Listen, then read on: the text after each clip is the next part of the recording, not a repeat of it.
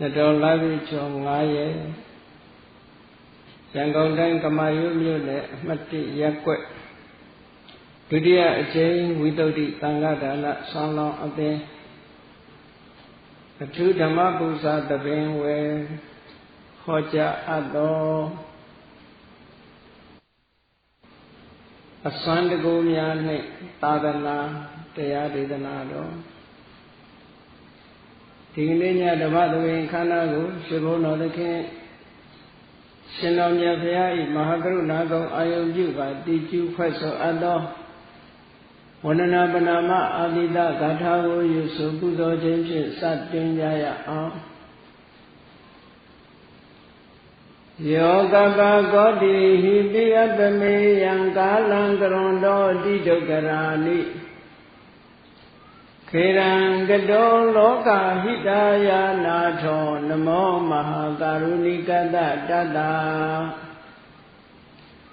Yonato Wiliya Yaza Dadawa I Chanda Siva Lola Donda Gobon Karaji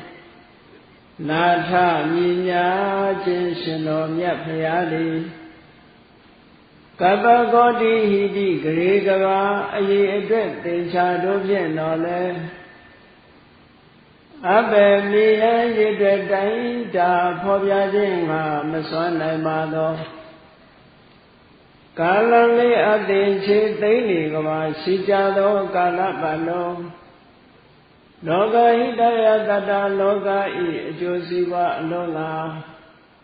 Adidogarani Osa Ade Chile Inga Vidaji Madami Danin Tatazani Sunyini Jadita Wengade Asu Alunkaino Murugo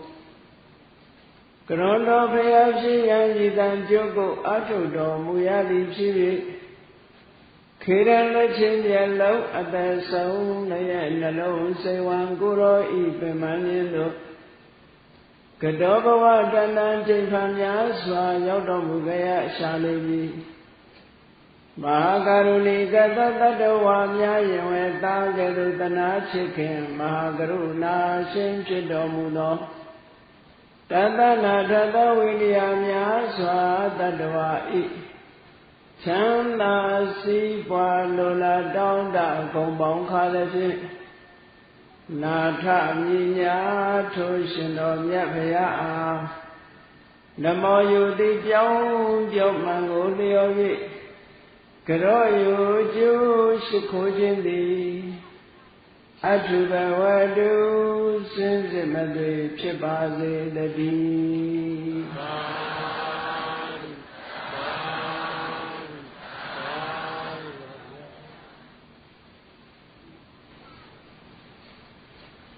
Swanda Gumyane Tadana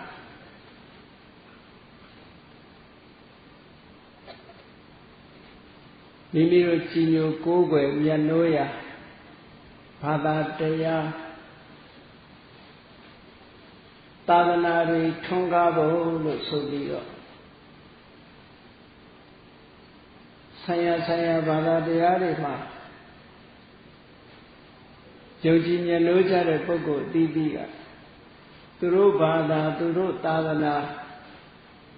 Chipa to Depo Sobio Swanda Godi Net Tadana Pibo Sekuja Uravasa yet Tadana Malave Toduve Jojo the Bogo Dobo Amyasu the Bogo Sekema A Swanda Go Piavi Tadana Piloshi Kavaloka Shide Ludari Arlo Kibana Wimchi Sio Nile Yoji Gong Yoji Jale Tayudare Yoji Mudakubo, no? Todo Eri a Santa Gori net Tadana Bulu, Teke Goya Naindala, Santa Gosura, Paribu Corale. Yuritini Yuchadare to go Ana Pawari go, Santa Go Corana. Surago Boyo Rigolina, Session Lenedia, Pura Yasai Aboja Diga Nike ကေဝတ္တတုတ်လာတဲ့အတိုင်းအလုံးမြန်မာတို့အတိတ်ပဲရှင်းရှင်းလင်းလင်းသိကြရအောင်ပိဋကတ်ထဲကထုတ်ဖော်ပြီးတော့ဟောကြားမှာဖြစ်ပါတယ်အလုံးတရားဓမ္မတွေဟာဘုရားမြတ်စွာဟောထားတဲ့တရားဓမ္မတွေထိုဘုရားမြတ်စွာဟောထားတဲ့တရားဓမ္မတွေကိုပဲလွယ်လွယ်ကူကူနဲ့ရှင်းလင်းနားလည်အောင်ဘုန်းကြီးတို့ကထပ်ဆင့်ပြီးတော့ဟောပြောကြရတယ်တခါတည်းရန်ကိုယ့်ရဲ့အာဘော်တွေနဲ့ဘုရားမြတ်စွာရဲ့တရားတော်ကိုညင်နွမ်းမသွားစေဖို့သိတတိထားရပါတယ်နော်လောကကြီးမှာ pollution ဆိုတာရှိတယ်မဟုတ်လားair pollution ဆိုလေထုညစ်ညမ်းတာပေါ့ရေတွေညစ်ညမ်းတာကို water pollution လို့ခေါ်တယ်ခုခေတ်တော့ pollution တွေထပ်တိုးလာတယ်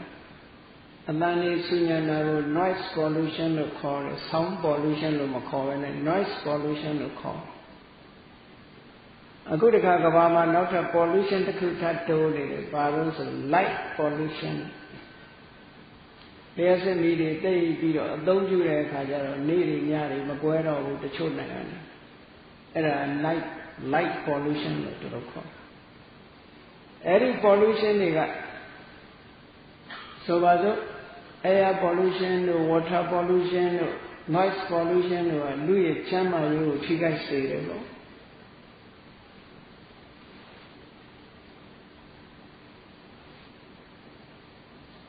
view pollution ဆိုတာကြတော့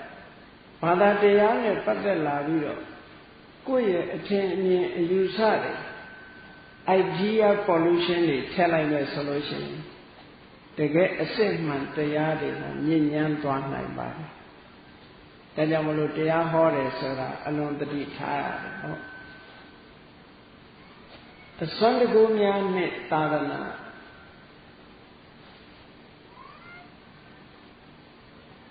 ဘုရားမြတ်စွာလက်ထက်တော်ကာလတုန်းကဒီကနေ့ရာဇဂိုမြို့နဲ့မလှမ်းမကမ်းမှာရှိတဲ့နာလန္ဒာဗမာတော်တော်များများသိကြတယ်နာလန္ဒာကိုတက္ကသိုလ်အနေနဲ့သိတယ်ဘုရားမြတ်စွာလက်ထက်တုန်းကအဲဒီရာဇဂိုမြို့နဲ့မလှမ်းမကမ်းမှာနာလန္ဒာဆိုတဲ့မြို့လေးတစ်မြို့ရှိတယ်ပေါ့အဲဒီမြို့နားမှာကြီးမားမားတက္ကသိုလ်ကြီးတစ်ခုတည်ထောင်ထားလို့အခုနာလန္ဒတက္ကသိုလ်နာလန္ဒတက္ကသိုလ်နဲ့ခေါ်နေကြအဲ့ဒီနာလန္ဒဆိုတဲ့မြို့လေးကမြတ်စွာဘုရားနဲ့ခေတ်ပြိုင်နိခန္ဓဝါဒဒီကနေ့ခေတ်တော့ဂျိန်းဝါဒလို့ခေါ်တယ်အိန္ဒိယမှာဘုရားဝါဒနဲ့ခေတ်ပြိုင်ပြီးတော့ပေါ်ထွန်းခဲ့တဲ့ဝါဒတွေထဲမှာအိန္ဒိယမှာထွန်းကားနေစေဝါဒဒီဂျိန်းဝါဒပဲအဲ့ဒီဂျိန်းဝါဒနိခန္ဓနာတဗုဒ္ဓပါဠိစာပေကဒီလိုနာမည်ပေးတယ်သူတို့စာပေရတော့မဟာဝီရလို့ခေါ်တယ်အဲ့ဒီမဟာဝီရဆိုတဲ့နိခန္ဓဘုရားကနာလန္ဒာမှာနှစ်ပေါင်းများစွာသတင်းသုံးနေထိုင်ခဲ့တယ်ပေါ့နာလန္ဒာဟာသူ့မှာအားကိုးရဆုံးမြို့တစ်မြို့သို့တော်လည်းနောက်ပိုင်းရတဲ့အခါကျတော့နာလန္ဒာရဲ့တထေးကြီးနိခန္ဓဘာသာဝင်နာလန္ဒာရဲ့တထေးကြီးဂျိန်းဘာသာဝင်နာလန္ဒာရဲ့တထေးကြီးဥပါလိဘုရားကိုဝါဒပြိုင်ဖို့သွားရင်ကနေဘုရားဘာသာအဖြစ်ကူးပြောင်းသွား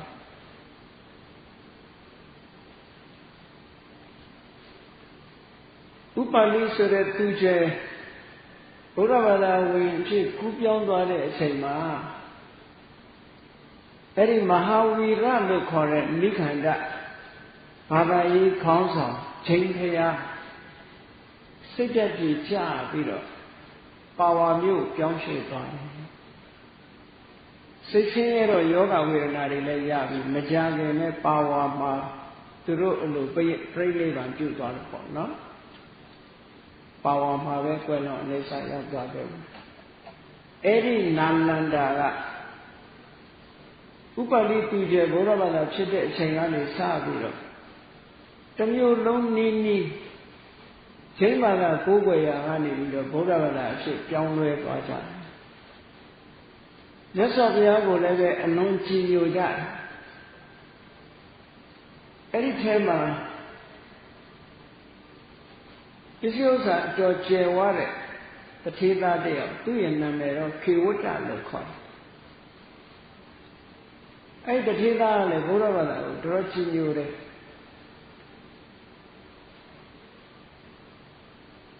ဘာသာရေးကိုအလွန်စိတ်ဝင်စားတော့နာလန္ဒမြို့တစ်မြို့လုံးကဘုရားဘာသာပို့ပြီးတော့စိတ်ဝင်စားစေခြင်းတယ်ဒါသူ့ရဲ့ဆန္ဒပဲနော်သာသနာပြုတဲ့အခါမှာတရားတရားတစ်ခုတည်းနဲ့မဖြစ်ဘူးတရားကသိအားကောင်းတဲ့အတွက်ကြောင့်သူ့အတွေးတွေဘယ်လိုဝင်လာတော့ဆိုလို့ရှိရင်ဒီကနေ့နာလန္ဒာမှာရှိတဲ့ကိုတော်တွေတဲကတပါးပါးကအစွမ်းတကူတွေများပြမယ်ဆိုလို့ရှိရင်ဟောဒီနာလန္ဒာမျိုးသူမျိုးသားတွေအားလုံးဟာဘုရားဘာသာဝင်ဘုရားဘာသာကိုပို့ပြီးတော့ကြည်ညိုကြမယ်ဘုရားဘာသာဝင်တွေပို့ပြီးတော့ခိုင်မြဲစွာဖြစ်လိမ့်မယ်ဒါသူ့အတွေ့ဒီကနေ့ခေတ်လည်းဒီအတွေ့မျိုးရှိကောင်းရှိလိမ့်မယ်တခါတော့ကတခါကြီးပြောင်းနဲ့တွေ့လို့ပြောဘူးတယ်အေးဘုန်းကြီးတွေကနေကောင်းရင်ဇာပြန်ပြီးတော့ကောင်းငင်ကနေပြန်ပြီးတော့များပြနိုင်မယ်ဆိုလို့ရှိရင်ဒီကမ္ဘာလုံးဘုရားဘာသာဖြစ်သွားမှာပဲလို့ခါတော့အဲ့ဒီတခါရက်ပြောဘူးဒီအတွေ့ဟာခုမှပေါ်တာမဟုတ်ဘူးဘုရားမြတ်စွာလက်ထက်တော်ခါကာလတုန်းကကေဝတ္တဆိုတဲ့တထေသားလေးကဒီစိတ်ကူးရတယ်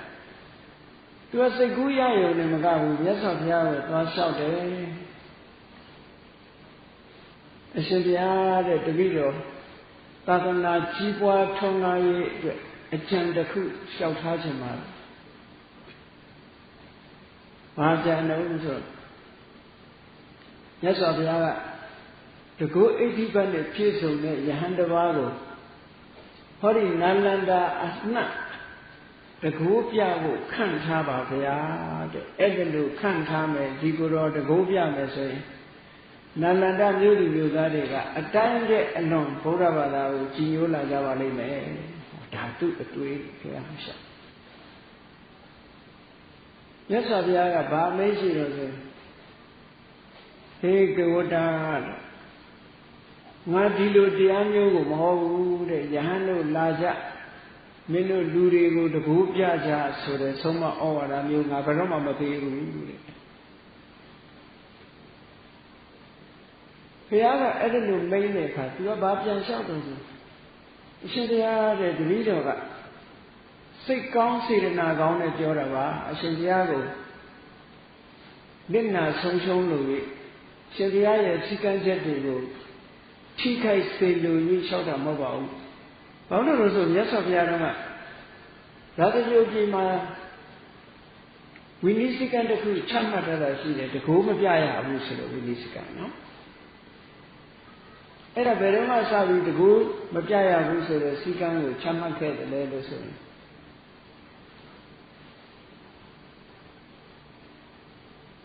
ဘယ်ဘာသာဝင်မှမဟုတ်တဲ့ non religious believer ဘယ်ဘာသာမှမဝင်ဘာသာမဲ့ရာဇဂိုတထေးတယောက်ကစန္ဒကူးနှစ်ကိုတပိတ်လုပ်ပြီးတော့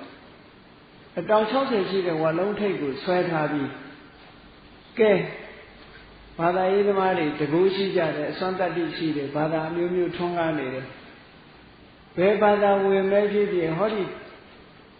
ကောင်းကင်မှာချိတ်ဆွဲထားတဲ့ဒီစန္ဒကူးတပိတ်ကိုယူနိုင်မယ်ဆိုရင်ตาရောမယာရောသူရှိတဲ့စည်းစိမ်တွေပါပုံအပ်ပြီးဖို့ဘာသာဝင်ဖြစ်ခံယူမယ်လို့သူကချိန်ညာလိုက်တာသူကလည်းတကူပြတာစိတ်ဝင်စားတဲ့ပုဂ္ဂိုလ်ပဲနော်ကောင်းကင်မှာချိန်ဆွဲထားတဲ့ဝါလုံးနဲ့ချိန်ဆွဲထားတဲ့ဒီတပိတ်ကိုကောင်းကင်ကပြန်ပြီးတော့ယူနိုင်တဲ့ပုဂ္ဂိုလ်ရဲ့ဘာသာကိုသူစိတ်ကပ်မယ်လို့အဲ့လိုချိန်ညာ ကျင်ညာတဲ့အခါကျတော့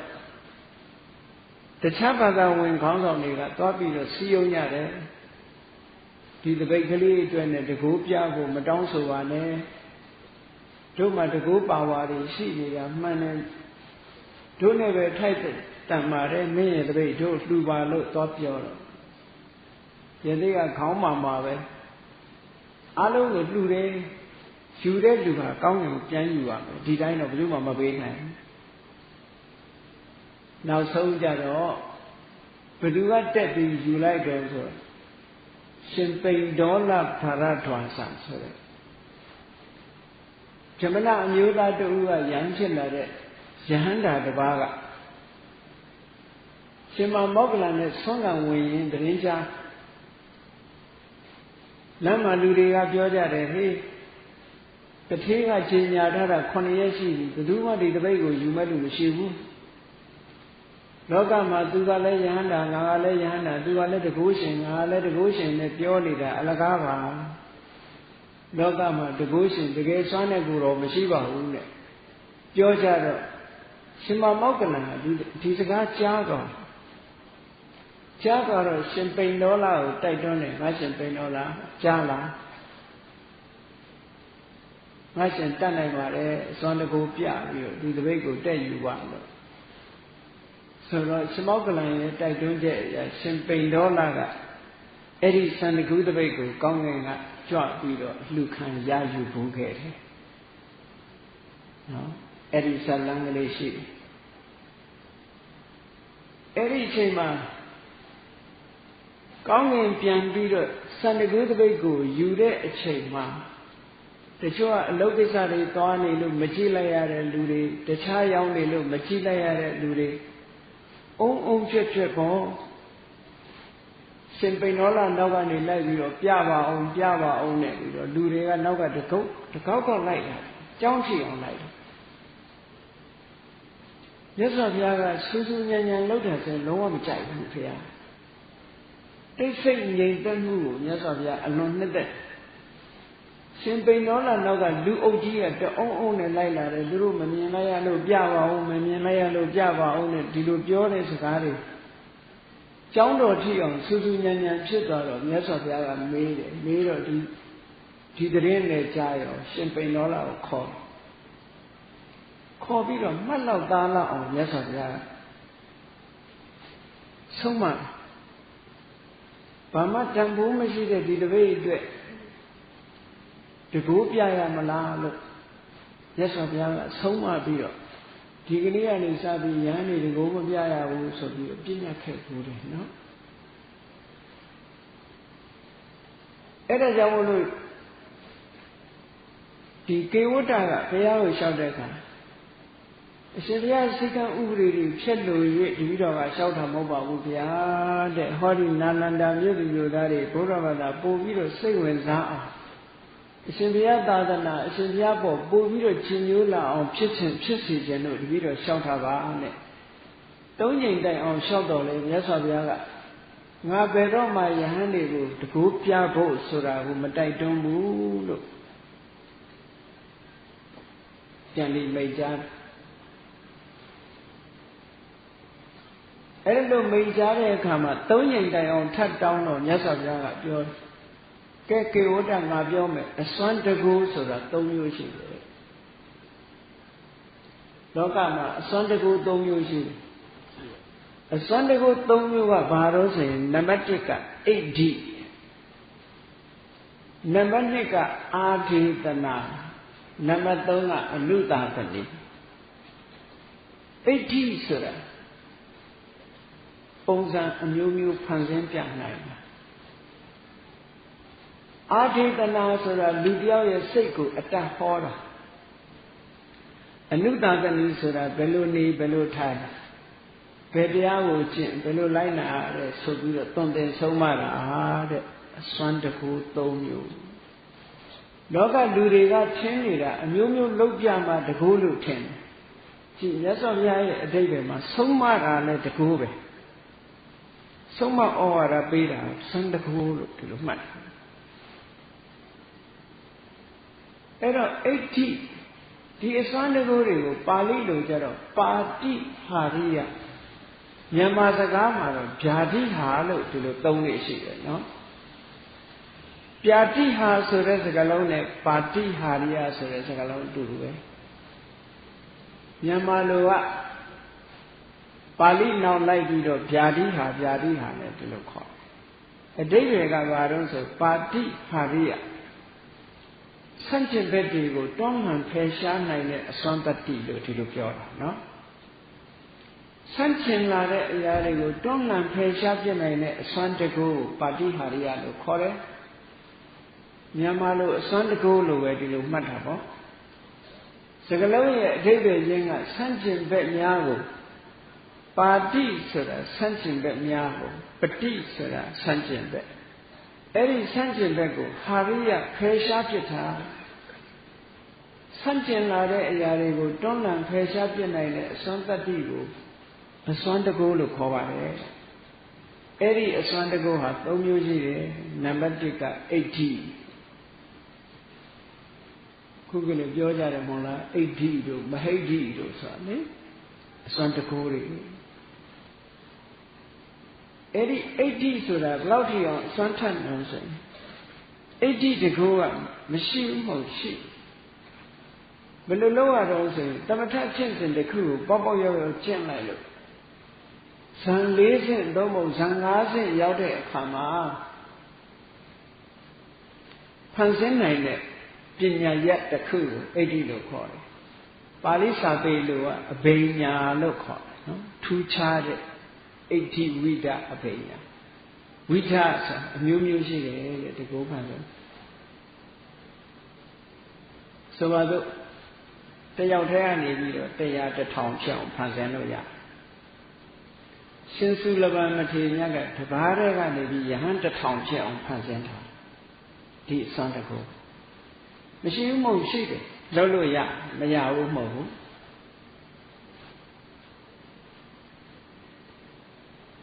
ရှင်စုလဗံကသူ့ရဲ့ကိုယ်ဝါးတွေ1000ဖန်ဆင်းပြထားတယ်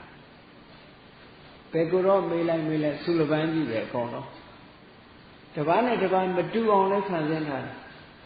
တပားကကမ္မထမ်းထိုင်နေတယ်တပားကတပြည့်စည်းလဲနေတယ်တပားကရေခတ်နေတယ်မေးလိုက်ရင်တော့စုလပန်းလေးကြီးပဲအကုန်ဒါမျိုးကိုဣဋ္ဌိပါတိဟာရိယဣဋ္ဌိအစွမ်းတကူလို့ခေါ်တယ်ဒါကအဘိညာဉ်တကူနဲ့မှဖန်ဆင်းလို့ရတယ်နော်တပားတည်းကနေပြီးတော့ရာထောင်ထိအောင်ဖန်ဆင်းလို့ရတယ်လို့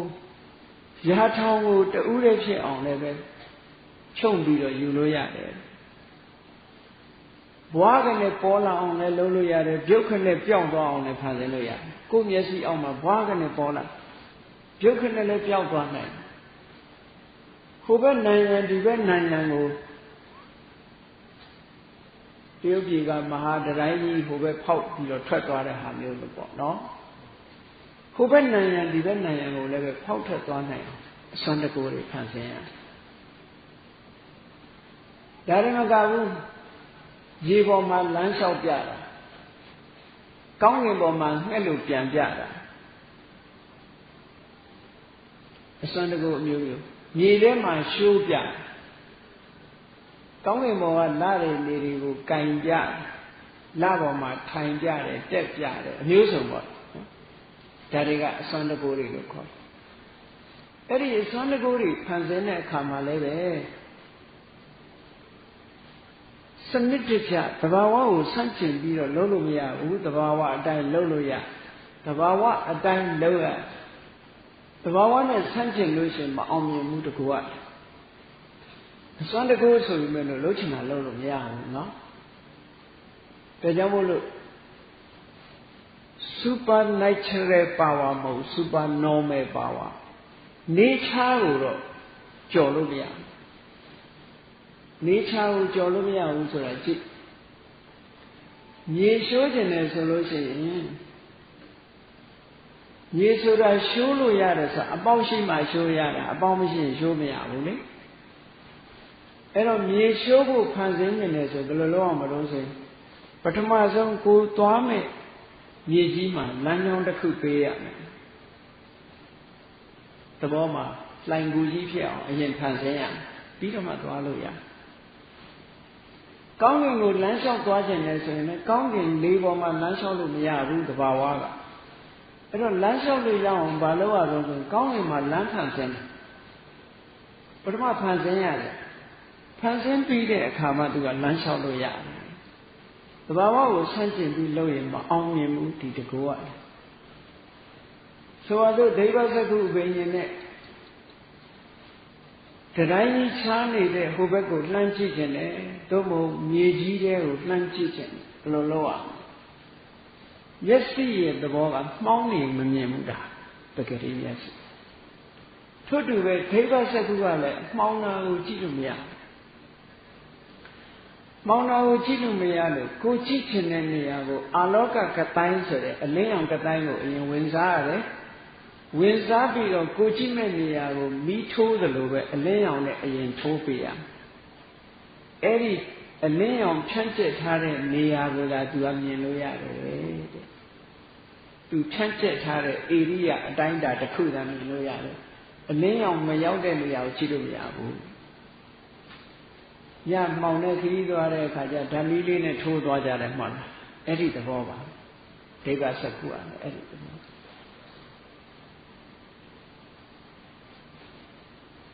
ရှိတော်ကရှင်တန်ခါရခိတဆိုတဲ့ကိုရင်လေးတစ်ပါးတက္ကထချင်းစဉ်ချင်းတကောပင်ကြီးနေရတယ်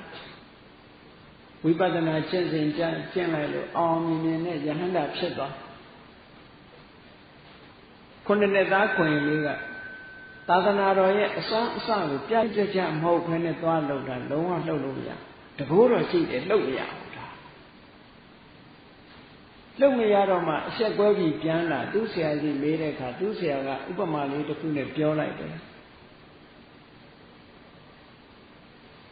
အဲ့ဒီဥပမာလေးပြောလိုက်တဲ့အခါမှာသူသဘောပေါက်သွားပြီးတော့တစ်ခါပြန်သွားပြီးတော့လှုပ်ဖို့ကြိုးစားတယ်အဲ့တော့ဘယ်လိုလုပ်ရမလို့ဆိုရင်ဒီလောက်ကြီးမားတဲ့အရာဝတ္ထုတစ်ခုကြီးကိုလှုပ်ရှားနေကြလို့ဆိုရင်ဘာလုပ်ရတော့ဆိုသူ့ရဲ့ foundation ကြီးတစ်ခုလုံးကိုရေအဖြစ်ဖန်ဆင်းရအောင်မယ်ပထမရေပြင်ပေါ်ရောက်နေတဲ့အရာကလွယ်လွယ်ကူကူနဲ့လှုပ်လို့ရဒါတော့ဟုတ်တယ်ပေါ့ရေပြင်ပေါ်မှာရှိတယ်ဆိုဘလောက်ကြီးတဲ့သင်္ဘောကြီးဖြစ်လှုပ်လို့ရတာပဲကုန်းပေါ်မှာဆိုလှုပ်လို့မရဘူးလေဒါကြောင့်မို့လို့တရားမင်းကြီးရဲ့ဝိဇ္ဇန္တာနန်းပြတ်ရဲ့အောက်ခြေတွေကိုရေအဖြစ်ဖန်ဆင်းရအောင်မယ်အာဘောကတိုင်းဝင်စားပြီးတော့ဖန်ဆင်းလိုက်အဲ့ဒီကြတော့မှအသာကလေးလှုပ်လွယ်လွယ်ကူကူနဲ့လှုပ်လို့ရဒါဘာပြောတာတော့ဆိုဘာလှုပ်လို့ system နဲ့လှုပ်ရမှာလို့ဆိုလို့အဲ့တကူဆိုပြီးမဲ့လို့စနစ်တကျမလှုပ်ရင်မအောင်မြင်ဘူးပေါ့အဲ့ဒီလိုပြတဲ့တကူတွေမှန်ညအိဋ္ဌိပါတိဟာရိယလို့ခေါ်ရတယ်တဲ့အဲ့ဒီအစွမ်းတကူတွေကမရှိဘူးမဟုတ်ရှိတယ်အဲ့ဒီနည်းနဲ့သာသနာပြုမယ်ဆိုရင်ဘာဖြစ်နိုင်လဲတဲ့မြတ်စွာဘုရားအေးကောင်းပြီတဲ့ယဟန်တစ်ပါးကအခုလိုမြေရှိုးမိုးပြန်တကိုးဆံနေနဲ့လှုပ်ပြလူတိုင်းကယုံမလားတဲ့ယုံကြည်မှုတရားစွမ်းအားကြီးတဲ့ပုဂ္ဂိုလ်တွေကတော့လက်ခံတယ်။အိုးတကိုးကြီးလိုက်တာတကိုးကြီးလိုက်တာဆိုပြီးတော့တိတ်တအံ့တော်ဖြစ်ကြမှာခုခေတ်မှာလည်းရှိတာပဲလေအစွမ်းတကိုးလေးတစ်ခုလုံးပြလိုက်လို့ရှိရင်ထင်ကြီးတော့တာပဲအကုန်လုံးဘုန်းကြီးတို့ငယ်ငယ်တုန်းကမြင်မှုတယ်ဆရာတော်ကြီးတစ်ပါးရေကဆန်းဟေးဆိုတော့ဖန်ခွက်ကလေးနဲ့ရေကတ်လိုက်တဲ့အခါကျတော့အဲ့ဒီရေဖန်ခွက်ကလေးထဲမှာဘာရောက်တယ်ဆိုဓာတ်လုံးကလေးတွေတို့လက်ဖွဲ့လေးတွေရောက်ဘယ်ရောက်လာမှမသိဓာတ်လုံးကလေးလက်ဖွဲ့လေးဟာဒီကဓာတ်လုံးလေးရောက်လိုက်လက်ဖွဲ့လေးရောက်လိုက်ဟိုလူကတိတ်ထင်ကြီးသွားတာပေါ့တိတ်ထင်ကြီးပါဓာတ်လုံးလေးတွေလက်ဖွဲ့လေးတွေဝါကနေဘယ်ရောက်လာမှမသိကြောပွဲထိုးထားတဲ့ဓာတ်လုံးလေးတွေရောက်နေသိထင်ကြီးတာပဲဘယ်ရောက်လာမှအဲ့ဒီလိုဟာမျိုးလေးတွေကတဏ္ဍာပုဂ္ဂိုလ်တွေကိုစီယုံလို့ရတယ်တဲ့ ယုံကြည်မှုမရှိတဲ့ပုဂ္ဂိုလ်တွေကြစီလုံးလို့မရကြဘူးเนาะအဲ့တော့ဒီအစွမ်းတကူတွေပြပြီးသာသနာပြုတယ်ဆိုတဲ့ဤစနစ်ဟာမအောင်အဲ့ဒီဆရာတော်ကြီးကအမတမရိုးသားချောက်မှတ်တဲ့ဆရာတော်ကြီးဆိုဘုန်းကြီးတို့နဲ့လည်းရင်းနှီးပါတယ်အဲ့ဆရာတော်ကြီးအမင်းရှိတယ်ကိုတော်တဲ့တပည့်တော်တို့ကလူစုရတာတဲ့ဒါလေးပြပြီးတော့လူစုရတာပါတဲ့ဓမ္မဖျားတယ်လို့ရတာတဲ့လူတွေကဒီလိုစုမှလူကလာတာလို့ဆိုမလာဘူးတဲ့သူအစွမ်းတကူကဒါပဲလေသူပြောတယ်ဒီလိုဟာလေးပြလိုက်လို့ရှိရင်ကြံတဲ့လူတွေဟာအကုန်လုံးရပြီလို့ထင်ပြီးတော့ဒီတကိုးအာနာပါဝါနောက်လိုက်သွားပြီးတော့တကိုးရချင်တာနဲ့တကောက်ကောက်လိုက်ဒီကမှမျိုးတွေအများကြီးပဲရှိတယ်နော်ဒါပေမဲ့ကြီးတဲ့ပို့ပြီးဘာလုပ်ပေးနိုင်လဲဘာလုပ်ပေးနိုင်ဘာလုပ်ပေးမရှိဘူးမဟုတ်ရှိတယ်တကိုးအာရှိတိုင်းနဲ့လုပ်ပေးလို့ရတာမဟုတ်ဘူးတဲ့သို့တော့လူတွေကအဲ့ဒီတကိုးအာနာပါဝါတော့ပဲလိုက်ကြစွမ်းတကူကြီးတယ်ခဏပဲဘာဖြစ်တော့မယ်နဲ့ဘာမယ်ဘာဖြစ်တော့မယ်ဆိုအဖြစ်မျိုးတွေရောက်လာတတ်တယ်တဲ့အဲ့တော့အဲ့ဒီနည်းနဲ့သာသနာပြုလို့ရှိရင်လည်းမြတ်စွာဘုရားကမမှန်ဘူးဘာဖြစ်လို့လဲဆိုလို့ရှိရင်အဲ့ဒီတကိုးအာနာပြပြီးတော့ပါဝါတွေကိုပြပြီးတော့စီယုံမယ်ဆိုလို့ရှိရင်ယုံကြည်တဲ့လူစုကနောက်ကလိုက်လာပေမဲ့လို့မယုံကြည်တဲ့လူစုကဘာပြောမလို့ဆိုရင်ဒါတွေကမျက်လှဲ့တွေပါလို့ပြောမှာတဲ့ခန္ဓာရီဝိဇ္ဇာဆိုတဲ့အတ္တပညာတစ်ခုရှိအိန္ဒိယတောင်ပိုင်းမှာတနည်းအားဖြင့်အိန္ဒိယတောင်ပိုင်းမှာရှိတဲ့ဂန္ဓာရဆိုတဲ့ယသိကသူကရင်ကျင့်ကြံကြိုးကိုအထောက်ရင်ကနေပြီးမန္တရာအတ္တပညာတစ်ခုဝိဇ္ဇာအတ္တပညာတစ်ခုသူတတ်သွားတယ်အဲ့ဒီအတ္တပညာတစ်ခုကတော်တော်လေးစွမ်းဆောင်မှုလူတွေအံ့ဩအောင်လုပ်ပေးနိုင်မှုတွေရှိတယ်ပေါ့အဲ့ဒီတတ်ပညာကိုခန္ဓာရီလို့မြန်မာပြည်မှာလည်းခန္ဓာရီဝိဇ္ဇာလိုင်းဆိုပြီးတော့လိုက်နေတဲ့လူတွေရှိတာရှိတယ်မြတ်စွာဘုရားလက်ထက်တော်ခါကလာတော့ကပိလိန်ဒဝိဇ္ဇာဆိုတဲ့မထေရကြီးကဘုရားဘာသာမဖြစ်ခင်ကသူကသုဏခန္ဓာရီကြီးဝိဇ္ဇာရှိတယ်သူခုခေတ်အခေါ်နဲ့ခေါ်ရင်ဘိုးတော်ပေါ့နော်ဘိုးတော်သူတော်ဘာစိတ်ကိုသိတယ်ကောင်းရင်ပြန်နိုင်တယ်ဟောသူလက်တွေ့ပြန်နိုင်တယ်အကုန်နောက်ဆုံးမြတ်စွာဘုရားနဲ့မြတ်စွာဘုရားကြွလာတဲ့အခါကျတော့သူ့အတတ်ပညာတွေဘာမှလုပ်လို့မရတော့ဘာမှလုပ်လို့မရတဲ့အခါကျတော့မှသူ့ရဲ့အစွမ်းတကူကြီးတဲ့ဘုရားရောက်လာလို့သူ့ရဲ့တကူတွေမစွမ်းတော့ဘူးဘုရားစီကနေပြီးတော့နီးခံပြီးတော့အစွမ်းရှိတဲ့ဝိဇ္ဇာအကျင့်ကိုကျင့်မယ်ဆိုပြီးတော့ဘုရားစီရောက်လာတယ်မြတ်စွာဘုရားကကမ္မထမ်းပေးလိုက်တဲ့အခါမှာယဟန္တာဖြစ်သွားယဟန္တာဖြစ်တဲ့အခါမှာဒီခန္ဓာတွေဝိဇ္ဇာအတ္တတွေကဘာမှမဟုတ်ဘူးဆိုတာသိသွားတယ်တဲ့နော်ဘာမှမဟုတ်ဘူးဆိုတာခန္ဓာတွေဝိဇ္ဇာတက်ပြီးတော့ကိုယ်စိတ်လေးကိုကိုဖြူစင်အောင်မထားနိုင်လို့ရှင်လောဘတွေဖြစ်မယ်ဒေါသတွေဖြစ်မယ်သိရင်တန်လျာထဲမှာလဲအောင်မယ်ဒုက္ခတွေနောက်ရောက်အောင်မယ်မန္တန်တကူအစွမ်းတကူလေးမှီပြီးတော့မဟုတ်တာလို့ရင်ငရဲကြအောင်မယ်နော်အေးဒါကြောင့်လို့ဒီခန္ဓာတွေဝိဇ္ဇာဆိုတဲ့အတ္တရှိတယ်တဲ့အဲ့ဒီအတ္တပညာတွေပါလို့မယုံကြည်တဲ့လူကဘယ်လိုပဲစီယုံမယုံကြည်တဲ့လူကလောကီအတ္တပညာမျက်လက်ပညာတွေပါဆိုပြီးတော့စီယုံလို့ရမှာမဟုတ်ဘူးတဲ့ဒါကြောင့်မို့အဋ္ဌိဆိုတဲ့ဒီအစွမ်းတကူပြပြီးတော့သာသနာပြုတော့မမှန်ဘူးလို့ပြောမြတ်စွာဘုရားဒါမှမဟုတ်ခွင့်မပြုတာအဲ့ဒါကြောင့်ခွင့်မပြုတချို့ကထင်ကောင်းထင်လိုက်မယ်တကူမျိုးလုံးပြရင်တော့အကုန်လုံးဘုရားဘာသာတွေဖြစ်သွားလိမ့်မယ်မြတ်စွာဘုရားမဖြစ်နိုင်ဘူးတဲ့ဒါနော်လူရဲ့တရားစိတ်ဆိုတာဖြစ်မလာနိုင်တရားတရားအစစ်ကိုမရနိုင်ကံကံရဲ့အကျိုးကိုယုံကြည်လာတဲ့တရားမရသူ့ပေါ်ယုံကြည်လာတဲ့တရားတော့ဖြစ်ကောင်းဖြစ်မှာပေါ့တကူအာနာပါဝါကိုယုံကြည်လာတာမျိုးတော့ဖြစ်နေမှာပေါ့ကံကံရဲ့အကျိုးကိုယုံကြည်ပြီးတကယ်အနှစ်သာရကိုရအောင်အားထုတ်လို့တဲ့စိတ်ရှိမှာမဟုတ်ဘူး ထိုတကောကိုမှီပြီးတော့အသုံးချခြင်းတဲ့စိတ်တွေတော့ပေါ်ကောင်းပေါ်လာနိုင်တယ်ဒါကြောင့်မို့လို့အဋ္ဌိပါတိဟာရိယလို့ခေါ်တဲ့ဒီအစွမ်းတကောနဲ့သာသနာပြုတဲ့နေရာမမှန်ဘူးလို့မြတ်စွာဘုရားနောက်တစ်ခုကအာထေသနာပါတိဟာရိယအာထေသနာဆိုတာလူတယောက်ရဲ့အတွေးကိုဖော်ထုတ်တာခုခေတ်မှာလည်းရှိပါတယ်အံ့ဩစရာတွေပေါ့တချို့ဝိဇ္ဇာလိုက်တဲ့ပုဂ္ဂိုလ်တွေကဟာမင်းငါရှိဘာကိစ္စလာတာမဟုတ်လားဆိုတာကြိုပြောနေကြိုသိဒီလူကတိတ်ကိုအံ့ဩတော့ဒါပေမဲ့ကြိုပြောရင်ကြိုသိနိုင်တာပဲရှိတယ်သူဘာလုပ်ပေးနိုင်ဘာလုပ်ပေးနိုင်သို့တော့လူကထင်တယ်လေဒီလိုလေးကြိုသိတယ်ဆိုရင်သူအကုန်လုံးလုပ်ပေးနိုင်တယ်လို့လူကယုံသွားပြန်တယ်ဘာမှလုပ်ပေးနိုင်တာဆိုတာမရှိဘူးတကောအာနာပါဝါ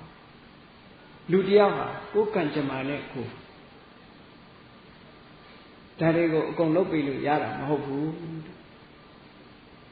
ကံကံကြီးကျိုးမယုံကြည်တော့ဘူးတကောအာနာပဲယုံကြည်ပါ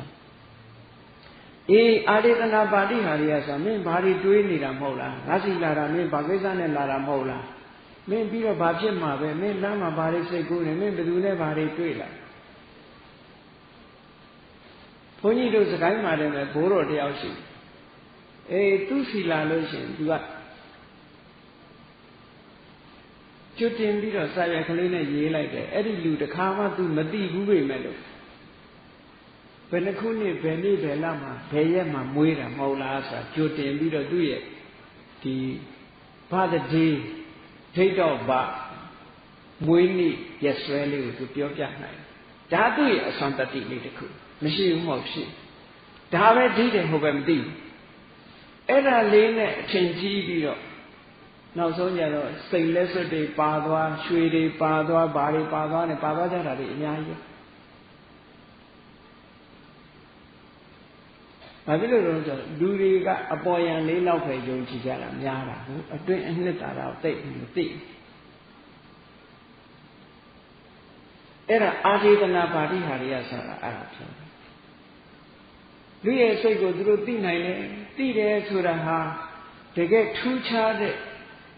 စေတောပရိယအဘိညာဉ်မျိုးနဲ့သိတာမဟုတ်ဘူးတဲ့တချို့ကြတော့ဗာလဲသိတော့ဆိုရင်သူတို့မွေးထားတဲ့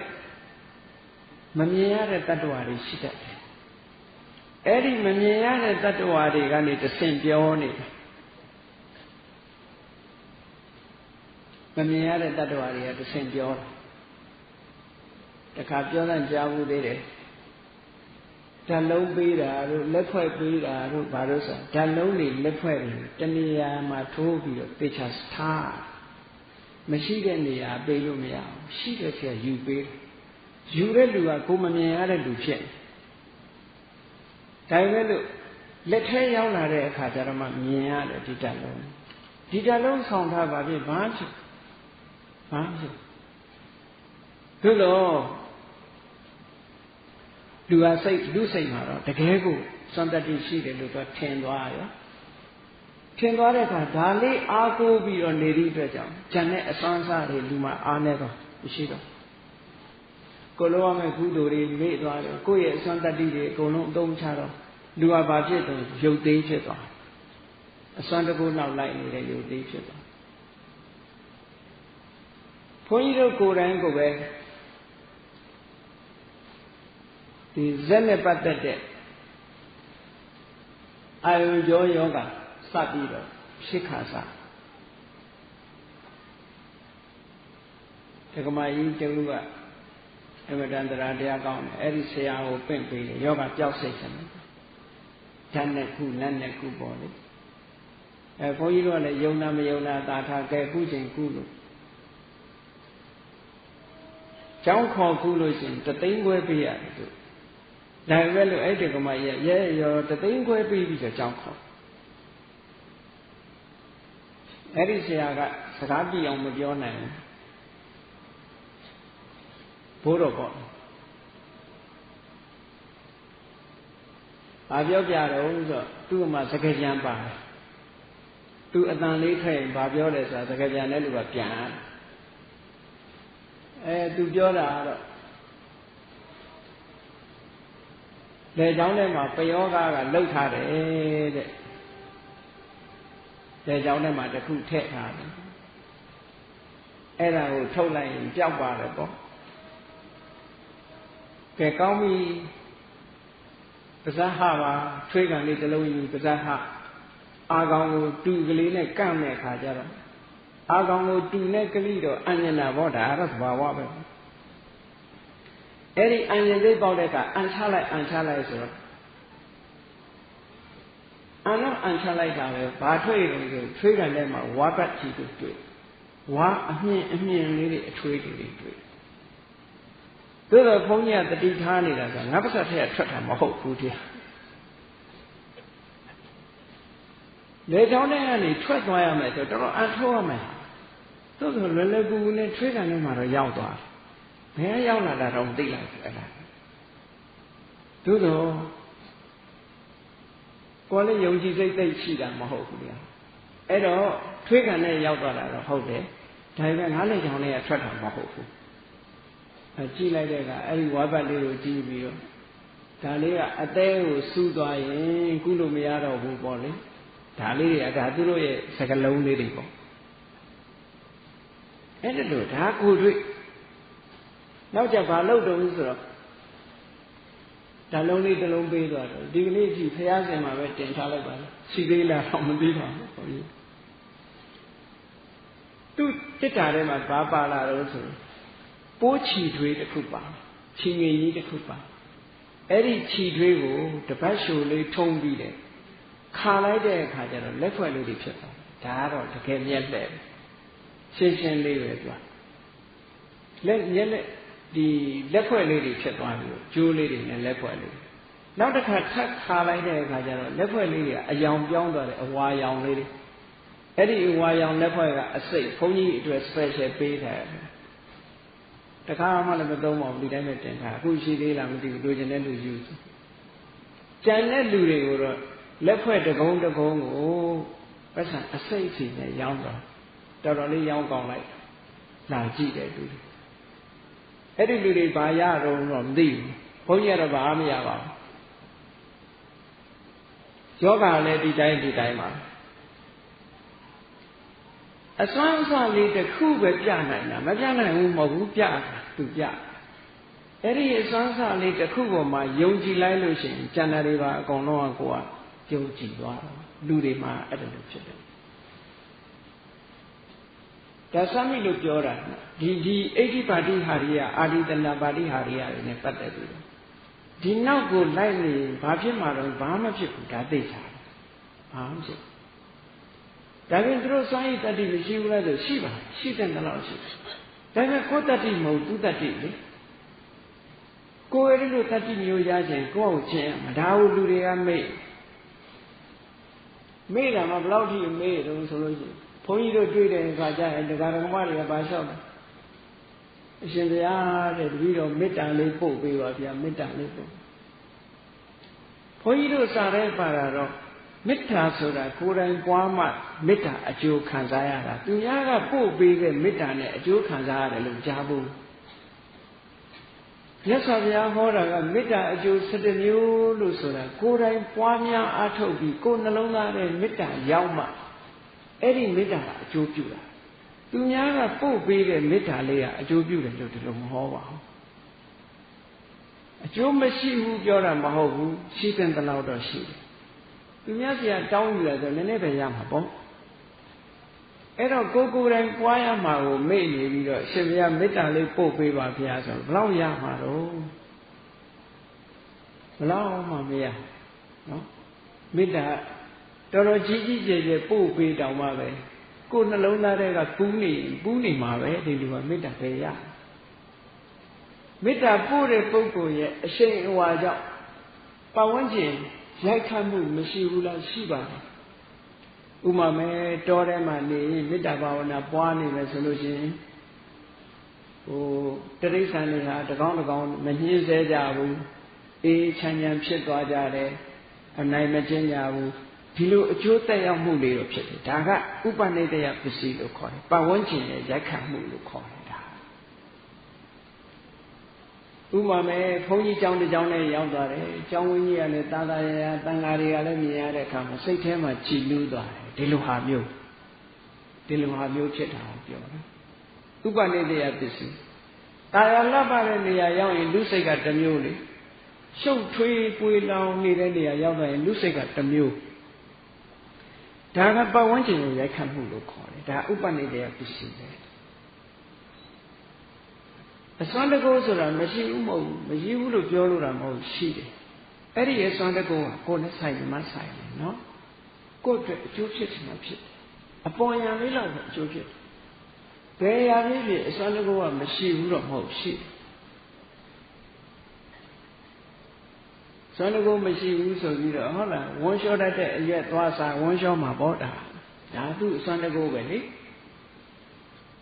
အစိတ်ဖြစ်တဲ့အစာသွားစားအစိတ်သင့်မှာပေါ့ဒါဒီသစ်ပင်ဒီ organism non organism တွေတောင်မှပဲဒီအစွမ်းတကူဆိုတာရှိတာကြည့်ပဲအကုန်လုံးမရှိဘူးမဟုတ်ရှိသို့တော့ဒီအစွမ်းတကူတွေကကိုယ့်အတွက်ဘာသုံးကြလဲဘာမှသုံးမကြဘူးတရားဒါတွေကိုယုံကြည်ပြီးလိုက်လို့ရှိရင်တော့ကြည့်သုံးမကြဘူးတဲ့ဒါကြောင့်မို့မြတ်စွာဘုရားကအာထေသနာပါတိဟာရိယမင်းဘာတွေတွေးနေတာမဟုတ်လားဆိုပြီးတော့ဒီနည်းစနစ်တွေကိုအသုံးချပြီးသာသနာပြုမယ်ဆိုရင်လည်းမအောင်မြင်ပါဘူးတဲ့ဘာဖြစ်လို့လဲဆိုရင်ယုံတဲ့လူရှိတယ်မယုံတဲ့လူရှိတယ်မယုံတဲ့လူကိုသွားစည်းရုံးလို့မရဘူးတဲ့ဒါလည်းဘာဖြစ်လို့လဲဆိုရင်တဲ့မဏိကာဝိဇ္ဇာလို့ခေါ်တဲ့စိန္ဒာမဏိဆိုတဲ့အတ္တပညာတစ်ခုရှိတယ်လူရဲ့စိတ်ကိုအတ္တသိနိုင်တယ်တဲ့အဲ့ဒီစိန္ဒာမဏိဝိဇ္ဇာလူစိတ်သိတာပဲသူဘာမှလုပ်လို့ရတာမဟုတ်ဘူးလေဒီတဲ့ပို့ပြီးတော့စမ်းတတ်တယ်ရှိပါဘူးအဲ့ဒီလိုအစွမ်းတကူထက်တဲ့ခုကလိုပြောရင်ဘိုးတော်ဆရာတော်ကြီးတစ်ပါးနောက်ဘုန်းကြီးတို့နောင်တော်တစ်ပါးလိုက်သွားတာရှိလိုက်တယ်ဆိုတာဆရာတော်ကြီးတစ်ပါးအနေနဲ့ယုံကြည်လို့မဟုတ်ဆရာတော်ကြီးကိုဝေယဝိသပြုတဲ့အနေနဲ့လိုက်သွားရင်ဘုန်းကြီးနောင်တော်ကပြန်ပြောပြတယ်ဆရာတော်ကြီးကထူးထူးဆန်းဆန်းလေးလုပ်ပြတယ်ခုနဖန်ွယ်ထဲမှာဓာတ်လုံးရောက်နေတာတို့လက်ဖွဲ့ရောက်နေတာတို့မမြင်ရဘဲနဲ့ပြက်ခနဲ့ပေါ်လာတာတို့ဒါတွေကိုကြည့်ပြီးတော့ဘုန်းကြီးနောင်တော်ကစိတ်ထဲမှာစဉ်းစားတယ်ဆရာတော်ကြီးကမျက်လှည့်တွေလုံတာထမရဲ့အဲ့ဒါလို့တွေးပြီးတဲ့နောက်မှာဆရာတော်ကြီးကစိတ်အကြံသိသွားဘာပြောတော့ဆိုဘုန်းကြီးလေးတဲ့မယုံမရှိနဲ့ဗျလောကီကအကုန်လုံးလို့ရတယ်လို့ပြောတယ်ဒါလောကီနဲ့လို့ပွင့်ပွင့်လင်းလင်းပြောတဲ့အခါအဲ့ဆရာတော်ကြီးကျွတ်တို့ကဗျာဒါလေးလုပ်ပြီးတော့လူစုရတာပါတဲ့ခမည်းတော်ပရိယပฏิပတ်အလုပ်တရားမှာတကယ်သာသနာပြုပါဆရာတော်ကြီးတဲ့အလုပ်မရှိဒါအမတန်ရိုးသားတဲ့ဆရာတော်ကြီးတွေနော်ကျွတ်တို့ကဖះတည်ကျင်တာဟုတ်ဗျာလေဖះတည်ကျင်တော့ဒီလိုလေးမှမပြလို့ရှိရင်လူမလာဘူးဗျာလေဒါလူလာအောင်လုပ်ရတာဟောဒါအမှန်ပဲအဲ့တော့ဒီလှုပ်လို့ကုသိုလ်မရကြဘူးလားဆိုတော့ရပါပဲလှူကြတယ်တန်းကြတယ်လေလှူတန်းကုသိုလ်ရလှူတဲ့တန်းကကုသိုလ်ရသို့တော့ခုနကလောဘနဲ့လှူလို့ရှိရင်တော့မဟုတ်ဘူးတရားကုသိုလ်ကညံ့သွားနိုင်တယ်ပေါ့စီစဉ်ဥစ္စာတွေတိုးမယ်ငါဒီလိုလှူလိုက်သည့်အတွက်ကြောင့်ငါမလိုက်မယ်ငါစီးပွားဥစ္စာတွေတိုးအောင်လုပ်ပေးနိုင်လိမ့်မယ်လို့အဲ့ဒီလိုယုံကြည်ရင်တော့ဒါဖြစ်ချင်မှဖြစ်မှာပေါ့ကိုယ်အတိတ်ကံကရှိနေရင်လည်းဖြစ်တာဆိုပါစို့သင်္ကန်းတပိတ်ပြိခရာလှူခဲ့ပြီးတဲ့အခါမှာအိဘိက္ခုယဟန်ဖြစ်နေကျွတ်တန်းဝင်လို့ပါတယ်လို့စုပန်လာခဲ့တဲ့ပုဂ္ဂိုလ်များကိုမြတ်စွာဘုရားသခင်ကိုရောမြတ်ကလက်ရတော်ဆန့်တန်းပြီးတော့အိဘိက္ခုလို့ခေါ်လိုက်တာနဲ့တပြိုင်နက်လူအသွင်ကြောက်ပြီးယဟန်တွင်ရောက်သွားတယ်ဒါဖြင့်မြတ်စွာဘုရားကပုဂ္ဂိုလ်တိုင်းကိုအဲ့လိုခေါ်ပြီးလို့ရလားဆိုမရဘူးခုနတုန်းကစုပန်ခဲ့တဲ့ပုဂ္ဂိုလ်ကိုသာမြတ်စွာဘုရားအဲ့လိုခေါ်တာစုမပန်ခဲ့တဲ့ပုဂ္ဂိုလ်တွေကိုအိဘိက္ခုခေါ်မပေးဘူးဆိုမရဆိုလိုတာကသူကံနဲ့ သူကံကိုပွင့်သွားအောင်မြတ်စွာဘုရားလုပ်ပေးတာပဲရှိတယ်တမန်အပြင်ပြောမယ်ဆိုရင်ဘုရားကတကူနဲ့ဖန်ဆင်းပေးလိုက်တယ်လို့ထင်ကောင်းထင်လိမ့်မယ်အဲ့ဒါလို့မဟုတ်ဘူးကံအကျိုးပေးခွင့်ရအောင်မြတ်စွာဘုရားဖွင့်ပေးတာပဲရှိတယ်အကျိုးပေးလိုက်တာကဘယ်သူကပေးတာလဲဆိုသူကံကပေးတာသူကံကမပါဘူးဆိုလို့ရှိရင်ဘာလို့ပေးလို့မရဘူးတရားမင်းကတော့မားလို့မရဘူးလေသူသားကိုချစ်တယ်တရားမင်းကဟိုဘွားတုန်းကသူသားဆိုးတေးနေလိုက်တာအရက်အိုးအရက်တော့ဘွဲတေးပြီးတော့ရှိတဲ့ပစ္စည်းတွေအကုန်သွားသားဆင်းနေတာကိုတရားဘဝရောက်ပြီမဲ့လို့မကြည့်နိုင်ဘူးအိုးလေးတစ်လုံးလာပေးထားတယ်မင်းခယူးဆိုင်တော့ဒီအိုးလေးရှိရင်မင်းစားစရာတွေရှိနေမှာပဲနေစရာတွေလည်းရှိနေအိုးကွဲသွားရင်တော့ငါမတတ်နိုင်ဘူးအိဆာလေးကအိုးလေးပေးတယ်အရက်မူးပြီးတော့မြောက်ပြီးကစားလိုက်တာအိုးကကွက်ခနဲ့ကြကွဲတော့သွားတယ်နော်တရားမင်းတောင်လက်မြောက်တယ်တော့မကျင်နေတယ်လို့အကုန်လုံးမလို့မရဘူးဆိုတဲ့သဘောကိုအေးအများစုကတော့ဒီလိုစွမ်းတကူရှိလာပြီဆိုလို့ရှိရင်အကုန်လုံးလို့ရတယ်လို့ထင်ပြီးတော့ပုံပြီးတော့ယုံကြတယ်ဒါတတိထားဆိုတာလေပေါ့နော်အခုမြတ်စွာဘုရားကကေဝတ္တတုတ်မှာဒါကိုဟောနေသာသနာပြုပြီဆိုရင်ဒီလိုအစွမ်းတကူတွေပြပြီးသာသနာပြုလို့ရာခိုင်နှုန်းကြီးမအောင်ဘူးတဲ့နောက်အစွမ်းတကူတစ်ခုကဘာလို့ဆိုအနုတာတလိဆုံးမဩဝါဒပေးတာဘယ်လိုနေရတယ်ဘယ်လိုထိုင်ရတယ်ဘယ်လိုတွေးရတယ်ဘယ်လိုမတွေးရဘူးသင်ပေးတာပေါ့တရားအထုတ်နည်းသင်ပေးတယ်လူနည်းတန်းနည်းသင်ပေးတယ်စသဖြင့်သင်ပေးတာသင်ပေးလို့အသိဉာဏ်ကြီးရလာပြီးတော့လက်တွေ့ခံစားရတဲ့အခါမှာဒီဟာကတော့တကယ်ပါဝါပဲတကယ်အစွမ်းတကူမြတ်စွာဘုရားကတရားမို့အိဋ္ဌိဆိုတဲ့အစွမ်းတကူကိုလည်းအသုံးမပြုနဲ့အာထေသနာဆိုတဲ့အစွမ်းတကူကိုလည်းအသုံးမပြုနဲ့တကယ်အနှစ်သာရကတော့အနုတာသနီဆုံးမဩဝါဒပေးတာဟာအကောင်းဆုံးမြတ်စွာဘုရားဟောတဲ့တရားဒေသနာတော်တွေမှန်တယ်ဟာအနုတာသနီပါဠိဟာရလို့ခေါ်တယ်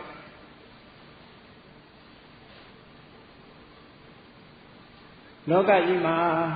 ဆုံးရှုံးမှုတွေအလုံးနဲ့ကြုံရလို့ယောက်ျားလည်းဆုံးတယ်သားသမီးတွေလည်းဆုံးကုန်တယ်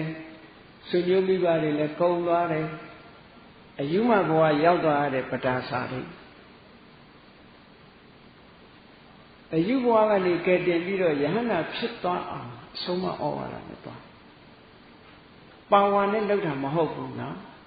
တကူပါဝါနဲ့မဟုတ်ဘူးစဉ်းစားဖို့ရမြတ်စွာဘုရားကဟောတာတရားပြလိုက်တဲ့အခါကျတော့လုံးဝစိတ်ငြိမ်းချမ်းတဲ့ပုဂ္ဂိုလ်ဘဝရောက်သွားတာဒါအနုတ္တတဏိပါတိယလေးအတိတဲ့အစွမ်းထက်တာပဲရှိတယ်ဒီလိုပဲမြတ်စွာဘုရားလက်ထက်မှာဆင်းရဲဒုက္ခရောက်တဲ့ပုဂ္ဂိုလ်တွေစိတ်ချမ်းသာမှုအပြည့်အဝရသွားကြတာဟာအနုတ္တတဏိပါတိဟာကြီးရပဲအေးမြတ်စွာဘုရားတကိုးမပြဘူးလားဆိုပြဘာအတွက်ပြတာစီယုံဖို့ပြတာမဟုတ်ဘူးတို့တန်တန်မှာဒီလိုအစွမ်းတတ္တိတွေရှိတယ်တို့တရားမှန်ကန်တယ်ဆိုတာကိုသိစေလို့ရပြတာအဓိကကတော့တရားကျင့်ဖို့ရအဓိကပဲမြတ်စွာဘုရားတကိုးပြရဲဆိုရှင်မောဂလန်တကိုးရဣတိရိယထားပြီမဲ့လို့အလုံးသိကြတဲ့အတိုင်းရှင်မောဂလန်ဟာကာလတိလာဆိုတဲ့ကြောင်းတဲ့တောင်ပေါ်မှာနောက်ဆုံးကြတော့တခိုးရမြတွေဝိုင်းရိုက်တတ်လို့ပြိဋိဘံဆံသွားတာပဲတကိုးနဲ့ကာကွယ်ဟန်တားခြင်းမလုပ်ဘူးလုပ်ရင်မလွတ်ဘူးလားလို့ဆိုတော့နှစ်ချိန်တိုင်တိုင်လွတ်တယ်သုံးချိန်ရောက်ဘာဖြစ်လို့မလွတ်ဘာဖြစ်လို့ခွင်းလုံးကျွတ်မလွတ်သလဲဆိုရင်အေးကံကြမ္မာဖြည့်စည်းလာပြီဆိုလို့ရှိရင်တော့တကိုးကလည်းကံကြမ္မာကို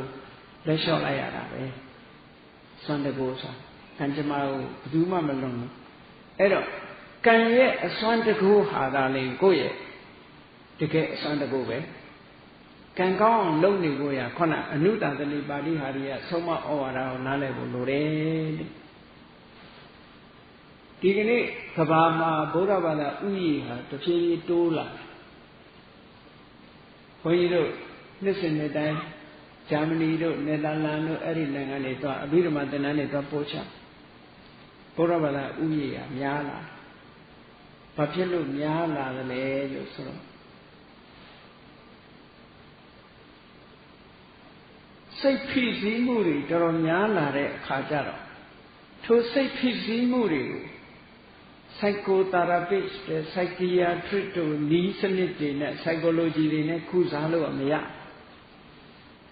ရတော့ဗုဒ္ဓဘာသာကဟောတဲ့ meditation ဆိုတာကောင်းမလားလို့တရားထိုင်ကြည့်ကြတရားထိုင်ကြည့်တဲ့အခါအထိုက်လျောက်သူတို့စိတ်ဖိစီးမှုတွေပျောက်လာကြကမ္မထာဆရာသွန်သင်ဆုံးမတဲ့အတိုင်းလိုက်နာကျင့်သုံးပြီးတရားထုတ်လိုက်ကြတဲ့အခါကျတော့စိတ်ဖိစီးမှုတွေပျောက်ပြီးတော့စိတ်ချမ်းသာမှုတွေရစိတ်ချမ်းသာမှုရလာသည့်အတွက်ကြောင့်မိယုဖလာဘာသာတစ်ခုကိုစွန့်ပယ်ပြီးတော့ဘုရားဘာသာအဖြစ်ခံယူလာကြတယ်ဒါအနုတ္တသနိပါတိဟာတွေတကိုးပြတာမဟုတ်ဘူးเนาะ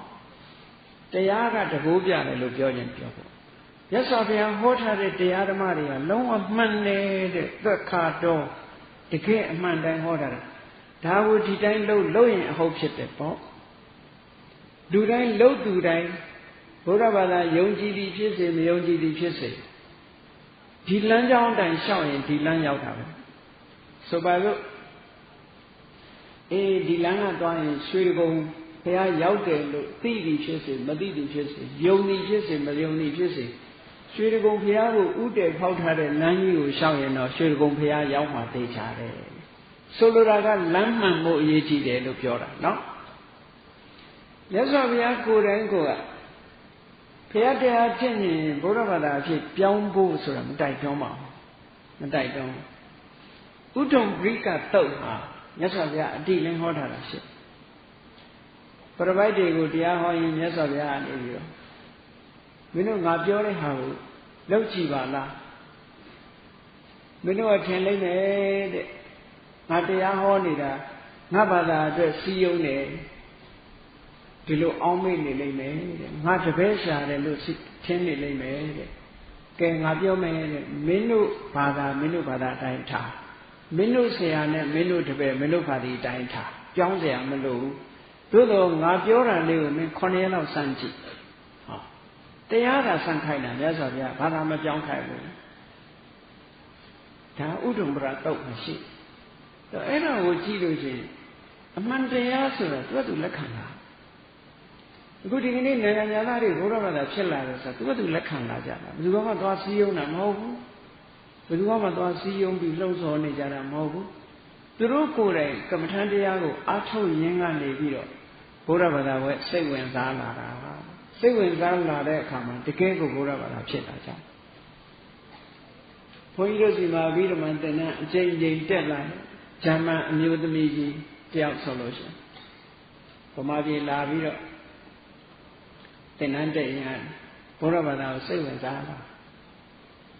ဘာဖြစ်လို့တော့ဒီတရားတွေကိုကြည့်ရင်သူကိုယ်တိုင်တရားထုတ်တယ်တရားထုတ်တော့တရားရဲ့ရတာတွေသိလာတဲ့အခါကျတော့ဗမာပြည်မှာသီလရှင်အဖြစ်ဝတ်တယ်ရောက်နေတဲ့အခိုက်သီလရှင်ဝတ်တယ်ဟိုပြန်သွားတဲ့အခါကျတော့လူကိုပြန်လဲတယ်သို့တော့သူ့စိတ်ထဲမှာ7ပါးသီလကိုမချဘူးဘုန်းကြီးစီစာရေးတာသူကခဏကြီး7ပါးသီလရှိတော့မှာတဲ့အဲ့တော့ဟောနောက်တစ်နှစ်လာတဲ့အခါကျတော့7ပါးသီလမချရုံနဲ့မကဘူးဘယ်သူတွေကသူ့ကိုထူးဆန်းတဲ့မျက်လုံးနဲ့ကြည့်ဘယ်သူကြည့်တာပဲဖြစ်ဖြစ်သူကခရုမဆိုင်တော့ဘူးသီလရှင်ဝတ်နဲ့ပဲနေတော့တာနောက်ပိုင်းကျယုံကြည်သွားပြီလေသူလက်ခံသွားပြီယုံကြည်တယ်ဆိုတာတရားစွမ်းတစ်ခုတည်းနဲ့မဟုတ်ဘူးသူကိုယ်တိုင်သိတာအသိဉာဏ်နဲ့ယုံကြည်တာလို့ခေါ်တယ်တရားတစ်ခုတည်းကစိတ်ချရဘူးပညာပါမဒါကြောင့်မို့လို့တရားမဲ့ပညာမဲ့တရားဆိုတာအန္တရာယ်အလွန်များတယ်တဲ့ပညာမပါဘဲနဲ့တရားတရားတတ်ဆိုမဖြစ်နိုင်ဘူး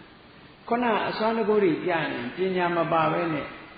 ပညာမဲ့တရားမျိုးသာဖြစ်နိုင်တယ်တရားပညာအပြည့်အဝရှိတဲ့တရားမျိုးလိုအပ်တယ်ပေါ့နော်သိပြီးတော့ကြီးညိုတာ အဝိသပတာရဆိုတာအသိဉာဏ်နဲ့ကြီးညိုတာဘုရားကို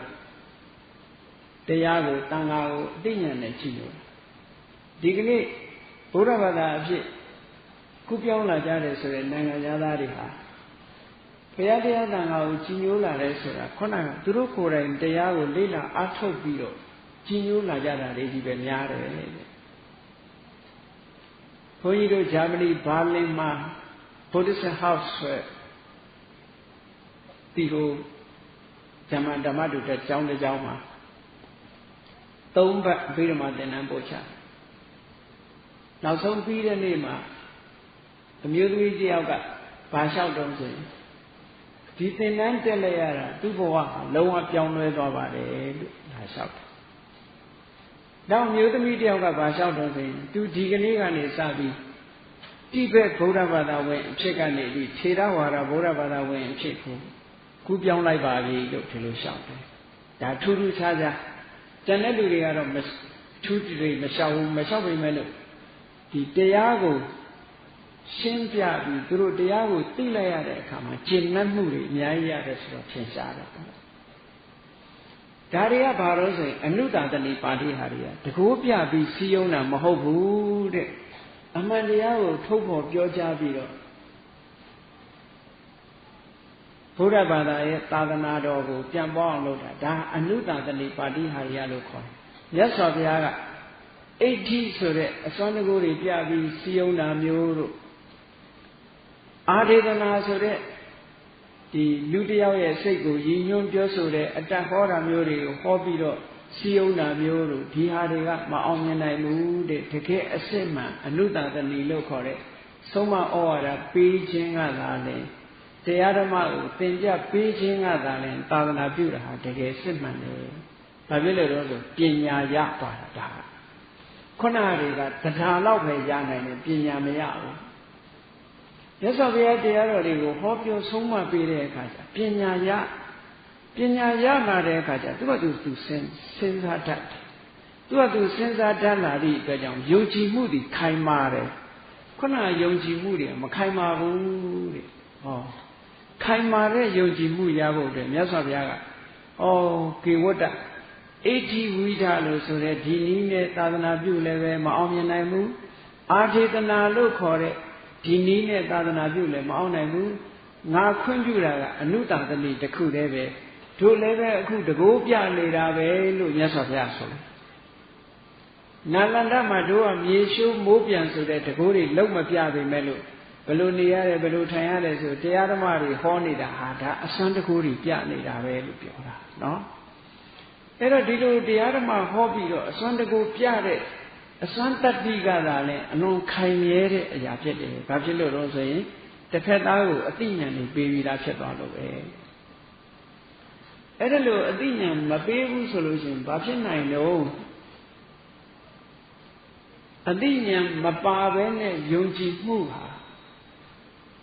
ပညာမဲ့တရားဆိုအရာရာယုံကြည်ပြီးတော့လမ်းမှားတွေကိုရောက်သွားနိုင်တယ်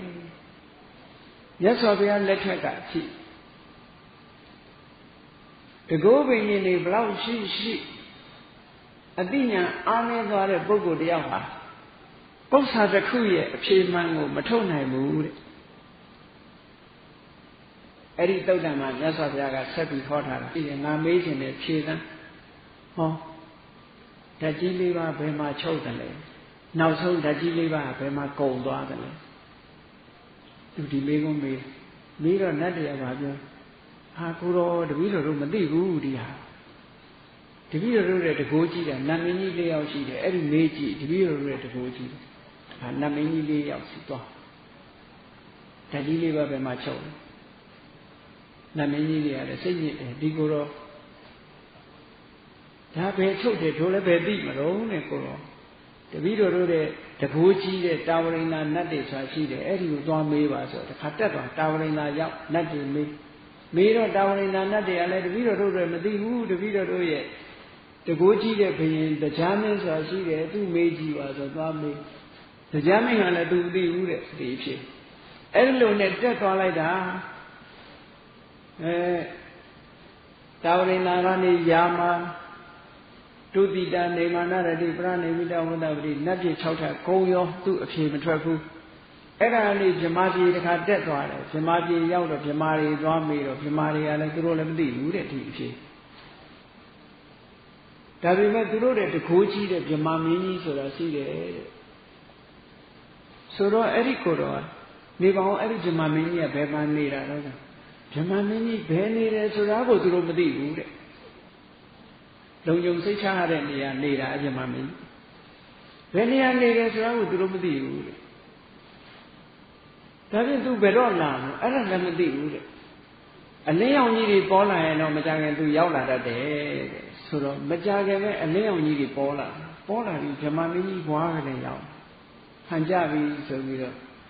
ဗြဟ္မာမင်းကြီးထံချင်းကပ်ပြီးတော့မေးတယ်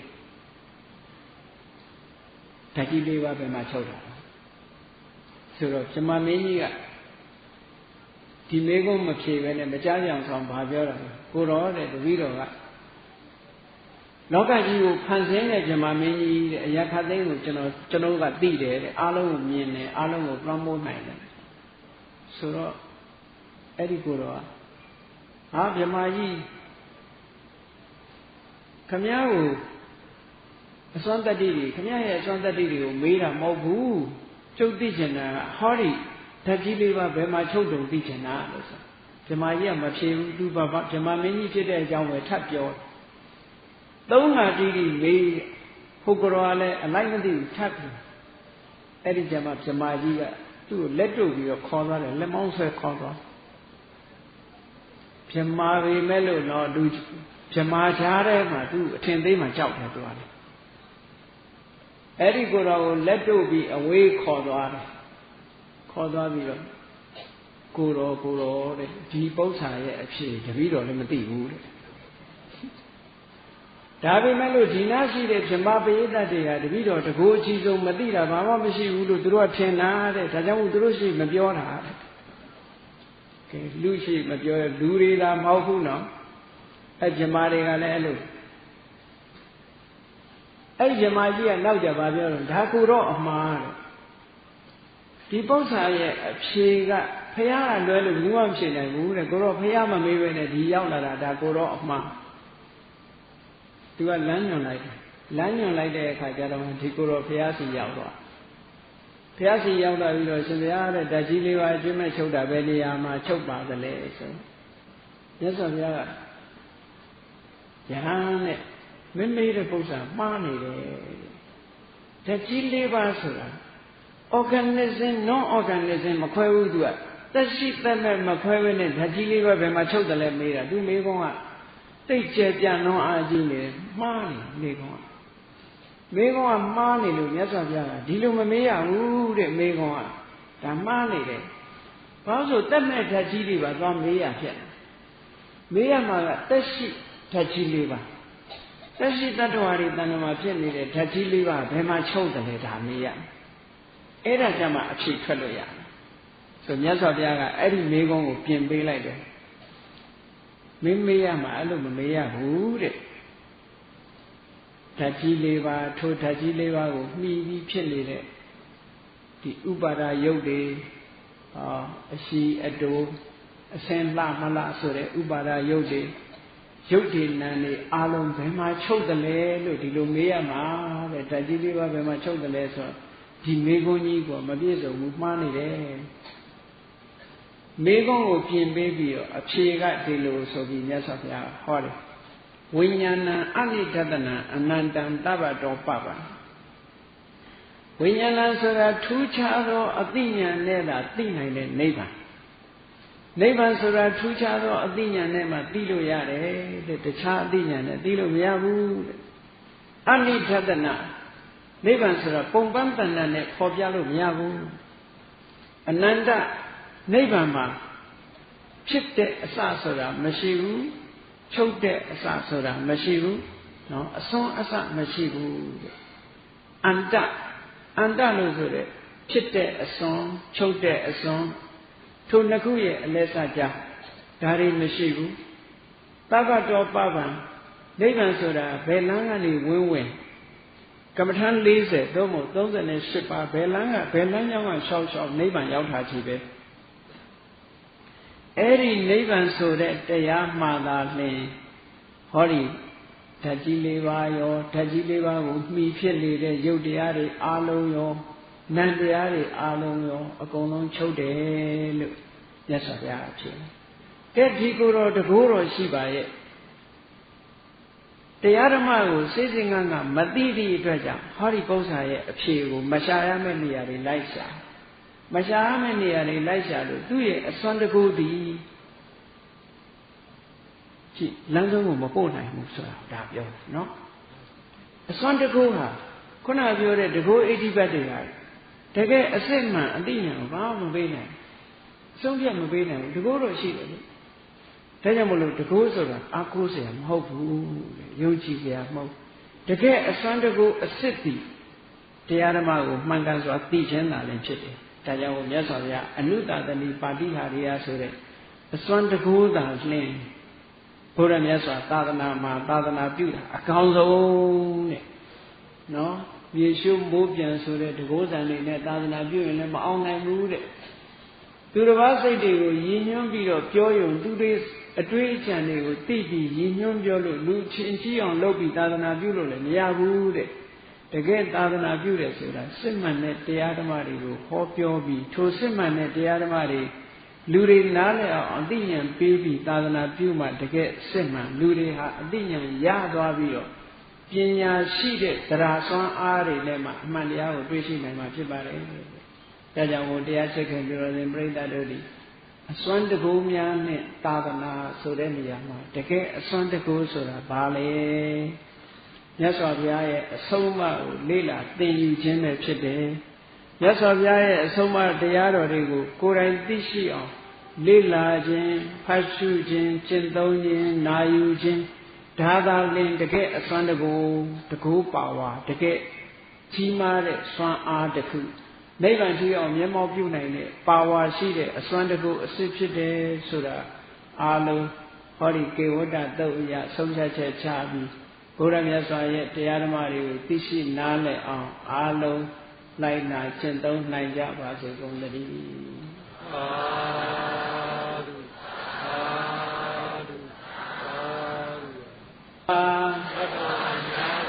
Guyangua. Sanda Javade Tadwa Myazwa Priyangwa Sanda Javade Vidayi Chan Tonga Chan Nyenyan Javade Vidayi Chan Tonga Chan,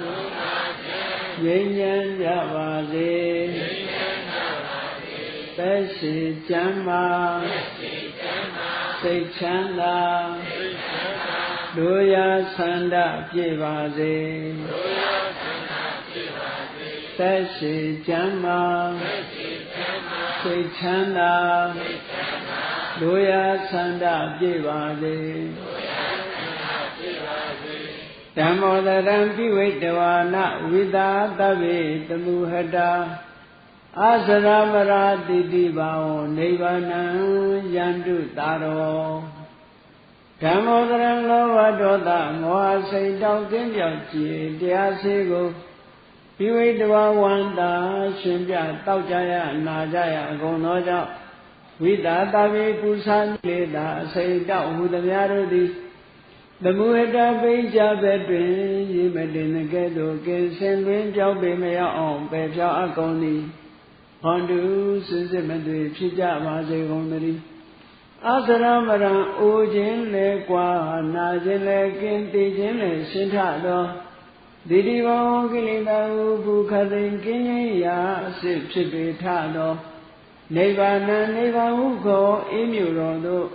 Taro de Achikin Sikong Winya Durodin Yadudi Yandu Padavi Ascension Yinem Melim Bondi Sayodo Muja Vazi Gondadi